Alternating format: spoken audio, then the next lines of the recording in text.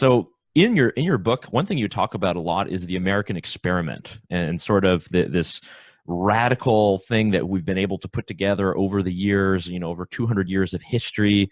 There's been strife, there's been anguish, there's been slavery, civil war, and we're at like this unique point where people are having to have dialogues, in civil communities, and a lot of people just don't know how to do that.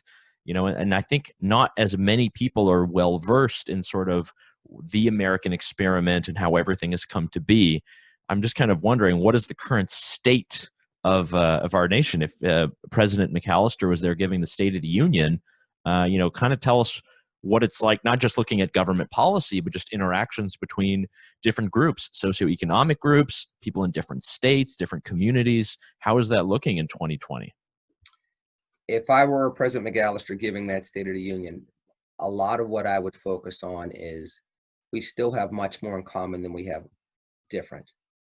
That the concerns of people in Du Bois, Iowa are still very similar to what you see in Detroit, Michigan, or what you may see in Washington, D.C.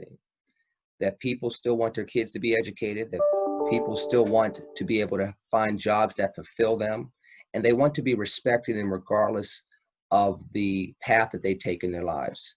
That we can still respect the auto mechanic just as much as we respect the congressman, or just as much as we respect the city councilman or the preacher. And that's what makes us American. That's what brings us together. That's how we're able to help each other through the toughest of times. That there's a common sacrifice, but there's also a commonality in regards to where we're going as a society. And that the Constitution provides the foundation for what we can expect from each other, what we expect our government to protect for us, and how we expect our government to treat us, considering those God-given gifts.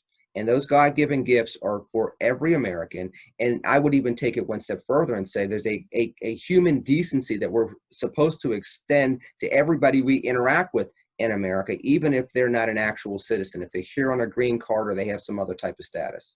And I would try to pivot us to making that the foundational viewpoint that we view our world in moving forward. Then from there, we can talk about how do we make sure that we accomplish that goal in your life, whether you live in a town of 500 or you live in a city of over 5 million. And these are ways to do it. Then I would get into some of the things that I talked about in the article from a couple of weeks ago, the economic aspirations and initiatives, what we can do with education to close the education gap that's been very, very difficult to close over the decades, what we can do in regards to securing civil rights and making sure we get rid of this sexism and racism and some other things that we see in our society, but do it in a way that's aspirational, reminding us that we truly are all in this together, but through a sense of American respect and love for each other as an American people that's going to lead the world with that, versus just looking at us as we're divided, we're diverse, and we don't know how we're going to get through it from here.